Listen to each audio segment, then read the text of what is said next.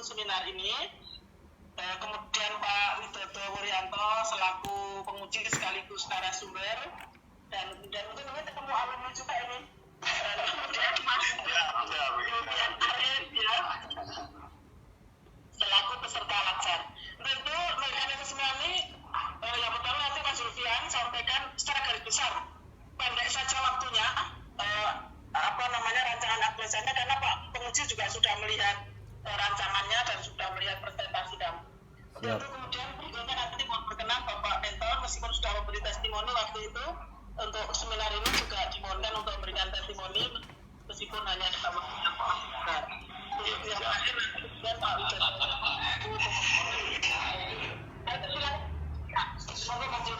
Siap Bu.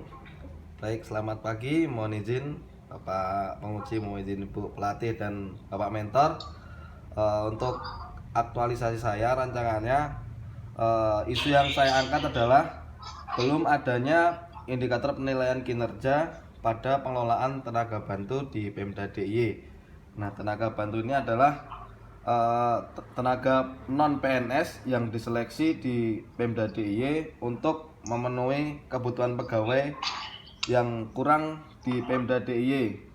Jadi tenaga bantu ini fungsinya yang pertama untuk mengisi kekosongan formasi dalam ASN DIY dalam Pemda, dan mengisi jabatan yang tidak bisa diisi oleh PNS seperti sopir dan lain-lain. Untuk gagasan yang saya ambil adalah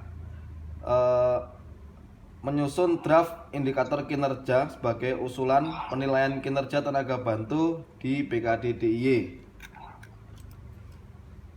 Nah, kalau untuk pengelolaan tenaga bantu ini dikelola dalam peraturan gubernur tahun Oh, siap Bu, siap. Baik, untuk rencana kegiatannya, yang pertama adalah berkoordinasi dengan Kepala Subbidang Perencanaan dan Pengadaan Pegawai, Pak Wahyu tentunya, untuk mengusulkan dan berkoordinasi mengenai indikator penilaian yang akan diusulkan pada tenaga bantu dalam melaksanakan kinerjanya. Yang kedua adalah mempelajari peraturan mengenai pengelolaan tenaga bantu Pemda DIY, yaitu Pergub nomor 74 tahun 2019.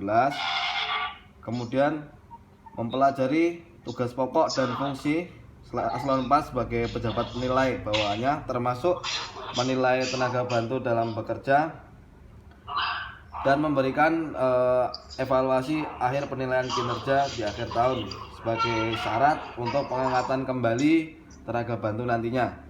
Selanjutnya adalah berkoordinasi dengan pejabat eselon 4 yang ada di BKD DIY. Siap Bu, siap Bu. Baik, berkoordinasi dengan pejabat eselon 4 lain untuk menyusun rancangan indikator penilaian bagi kinerja tenaga bantu. Dan selanjutnya adalah merancang draft indikator penilaian kinerja bagi tenaga bantu di BKD DIY. Selanjutnya mengajukan rancangan indikator penilaian kepada eselon 4 yang sebelumnya sudah diajak berkoordinasi. Dan terakhir hasilnya adalah menyusun net draft indikator penilaian kinerja tenaga bantu di BKD DIY dan menyerahkannya kepada pejabat eselon 4 yang ada di BKD DIY. Siap Bu. Baik, terima kasih Mas Zulfian. Untuk selanjutnya kami mohon berkenan Bapak Wahyu Widayat SDP untuk memberikan testimoni sekaligus dukungan pada rancangan yang sudah disusun oleh Mas Zulfian. Persilakan Pak. Terima kasih sebelumnya Bu Eko, Pak Widodo, Mas Zulfi. Kami menyambut baik atas aktualisasi dari Mas Zulfi ini, karena tenaga bantu ini di Pemda DIY baru ada di tahun 2020 ini dan baru mulai di Januari. Artinya bahwa nanti ketika 2021, ketika tenaga bantu yang jumlahnya 3.600 sekian itu akan diangkat kembali oleh instansi, dalam hal ini instansi yang membutuhkan, itu harus ada penilaian kinerja yang terukur. Nah, di Pergub 74 2019 ini memang format penilaian kinerjanya yang terdiri dari 4 unsur: kedisiplinan, pelaksanaan etika perilaku, tanggung jawab dan kecakapan kerja itu belum terjabarkan secara rinci. Artinya nanti ketika di bulan Oktober instansi mau melakukan penilaian kinerja, pasti instansi akan sedikit kebingungan. Nah, oleh karena itu saya mendukung Mas Yulvi agar nanti Mas Yulvi menjabarkan indikator-indikator yang ada di Pergub 74 ini, yang 4 tadi, silahkan dijabarkan lebih rinci biar nanti menjadi pedoman instansi dalam akan mengusulkan kembali tenaga bantu yang mereka miliki. Nanti kedisiplinan itu nanti silahkan jabarkan, rincikan, dirinci nanti kehadiran sesuai jam kerja itu dalam setahun dia terlambat berapa jam, berapa hari, dan seterusnya. Etika perilaku. Nah, etika perilaku nanti silahkan dijabarkan bagaimana ketika si tenaga bantu itu perilaku di instansi itu seperti apa. Nanti ketika baik seperti apa, cukup seperti apa, kurang seperti apa. Begitu juga tanggung jawab dan kecakapan kerja nanti silahkan dijabarkan seperti apa agar nanti secara teknis dapat dilaksanakan oleh SKPD. Saya kira itu Bu, dari saya sebagai mentor seperti itu Bu. Ya, terima kasih Pak Wahyu Hidayat SSDP yang sudah berkenan memberikan testimoni, sekaligus nanti mohon bimbingannya Mas Yulvi selama aktualisasi. Tentunya kami persilahkan Pak Widodo Wuryanto SIP MSI selaku narasumber sekaligus penguji. Kami persilahkan. Terima kasih Ibu Dr. Anda Ratnawati Ekarini Nurhayati MSI selaku Bidka Iswara dan Coach dari Mas Yulvi yang saya hormati.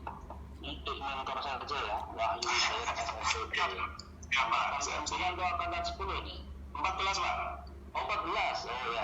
Oke. Kemudian langsung saja ke Mas Yulvan. Saya sudah setelah membaca Pergub 74 2019 tentang itu tenaga bantu. Yang perlu saya tanyakan terlebih dahulu ke Mas Yulvian.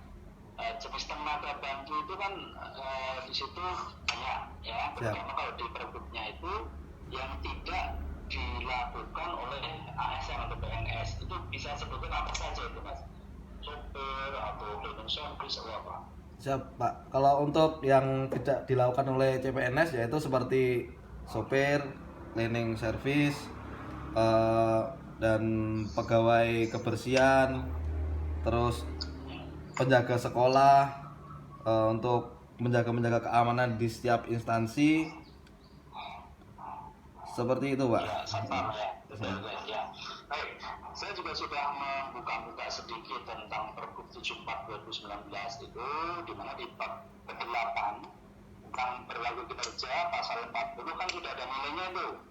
Sangat baik 90 sampai 100, baik itu 76 89, cukup 50 75, kurang 0 sampai 49, dan aturannya untuk diangkat dan kembali dan seterusnya kan sudah ada di sana. Saya sependapat dengan Pak mentor tadi bahwa memang di sana di lampiran Pergub itu di format G kan sudah ada di G itu format penilaian kinerja. Nah, tugas saudara intinya itu menjabarkan indikator tadi yang tadi disampaikan 1 sampai 4, kedisiplinan, etika dan perilaku, tanggung jawab, kecakapan kerja, sehingga indikator itu tidak ngambang. Nah, tugas saudara itu nanti betul-betul dikoordinasikan dengan pejabat eselon 4 dan juga mungkin brainstorming dengan teman-teman di sana yang bisa mengukur indikator kehadiran sesuai jam kerja itu sampai antara jam berapa sampai jam berapa, nilainya menjadi berapa itu. Kemudian indikator ketaatan terhadap ketentuan berpakaian, itu harus detail. Bila perlu mungkin indikator itu di-breakdown sedemikian rupa menjadi jelas. Jadi tidak subjektif ketika atasan menilai atau kepala instansi menilai si A ini pantas saya perpanjang atau enggak. Gitu. Nah, PR-nya memang di situ. Inti dari kegiatan ini adalah menjabarkan indikator yang ada di lampiran G format penilaian kinerja Pergub 74 tahun 2019. Ya, itu yang nanti akan saya lihat kembali hasil pekerjaan aktualisasi saudara. Jadi jangan segan-segan saudara brainstorming dengan saudara-saudara saudara, dengan pejabat yang lain. Ibaratnya saudara aktualisasi ini sebenarnya membuat juknisnya. Nah, juknis ini sebenarnya. Juknis kalau dari PP kayak sekarang PP 20 19 tentang manajemen kepegawaian kan ada jobdesknya dari BKN ya. Saudara di Badan Kepegawaian Daerah ini fungsinya BKN-nya itu. Ya. Siap. Siap. Siap, Pak.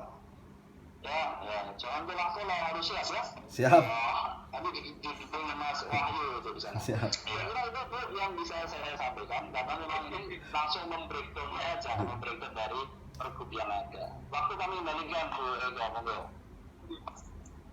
Ya, baik, terima kasih Pak Widodo, Mas Yudian tadi sudah dengarkan ya apa yang disampaikan oleh narasumber sekaligus penguji. Itu makanya di salah satu tahapannya itu saya mohonkan pada Mas Zulfi itu untuk berkoordinasi dengan eselon 4 yang ada di situ gitu, karena nanti dia adalah paling tidak user di internal BKD begitu, makanya itu semua eselon 4 harus diajak berkoordinasi karena itu membreakdown dari aturan dari atau pergub itu sehingga itu perlu alasan sekaligus pengalaman. Baik, terima kasih Pak Widodo, Mas Zulfian tadi sudah didengarkan, saya tidak usah ulang lagi apa yang disampaikan oleh penguji. Dan kemudian kepada Bapak Mentor kami ucapkan terima kasih juga atas kesempatannya dan mohon kiranya nanti dibimbing Mas Zulfi ini agar aktualisasi ini paling tidak bisa berjalan dengan lancar sehingga proses pembelajaran lancar bisa selesai dengan baik. Pada Bapak Widodo selaku narasumber sekaligus penguji terima kasih, dan Mas Zulfi silakan ditutup. Siap, Bu. Baik, terima kasih untuk arahan dan penjelasannya. Saya pamit untuk undur diri. Terima kasih. Sekian. Assalamualaikum warahmatullahi wabarakatuh. Waalaikumsalam warahmatullahi wabarakatuh. Terima kasih Bapak Ibu.